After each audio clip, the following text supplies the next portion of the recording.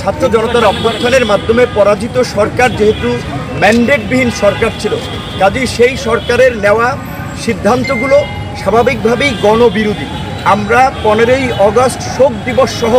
বিভিন্ন গুরুত্বপূর্ণ সিদ্ধান্ত যে সরকার নিয়েছে সেগুলো রিভিউ করতে বলেছি, এবং আমরা সহ এখন পর্যন্ত যতগুলো রাজনৈতিক দল আজকের এই সভায় অংশ নিয়েছে, প্রধান উপদেষ্টা এবং অন্যান্য উপদেষ্টাদের সাথে তারা পরিষ্কারভাবেই বলেছে 15ই আগস্ট, এই আগস্ট হচ্ছে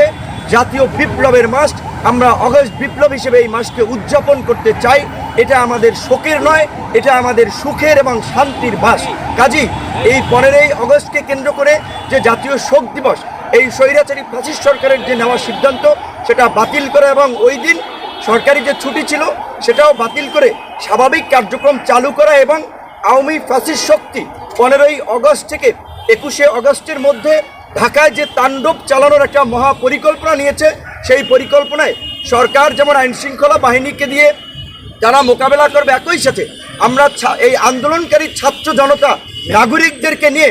2-1 দিনের মধ্যেই জনতার মঞ্চ গঠন করে এই গণহত্যায় জড়িত ঘাতক হাসিনার বিচারের দাবি এবং হাসিনাও তার দোসরদের বিচারের দাবিতে ঢাকা সহ সারা দেশের রাজপথে আমরা অবস্থান নেব। পাশাপাশি আজকে আমরা 14টি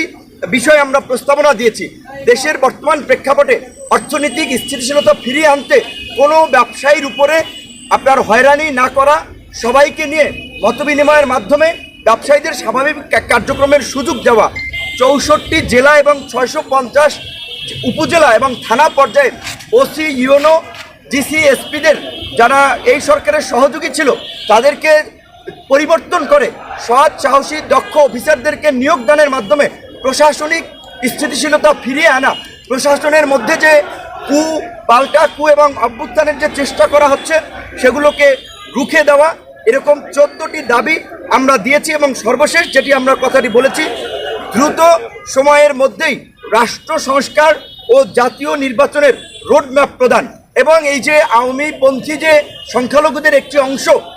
আপনার যে বিভিন্ন ধরনের প্রপাগান্ডা এবং বিভ্রান্তি ছড়াচ্ছে, নির্যাতন, হামলা মামলার, এবং সেটাকে প্রমোট করছে ভারতীয় কিছু মিডিয়া, এই বিষয়ে আমরা সরকারকে জানিয়েছি এবং আমরা অনুরোধ করেছি সংখ্যালঘুদের এই হামলা মামলার বিষয়ে তদন্ত করার জন্য একজন সংখ্যালঘু বিচারপতি কিংবা বিশেষ ব্যক্তির নেতৃত্বে একটি তদন্ত কমিটি করে এই ঘটনার বিষয়ে আপনার ব্যবস্থা নেওয়ার, এবং উপদেষ্টাদেরকেও আমরা সংখ্যালঘুদের সাথে মত বিনিময় করার আহ্বান জানিয়েছি। কারণ বিপ্লব উত্তর বাংলাদেশে কেউ অনিরাপদ নয়, সকলে নিরাপদ, এবং সকলকে নিয়েই আমরা আগামীর বাংলাদেশ গড়ে তুলব, এবং সেই বাংলাদেশ মানবিক সমৃদ্ধ বাংলাদেশ গঠন করার জন্য উপদেষ্টাদের যেই সময় প্রয়োজন,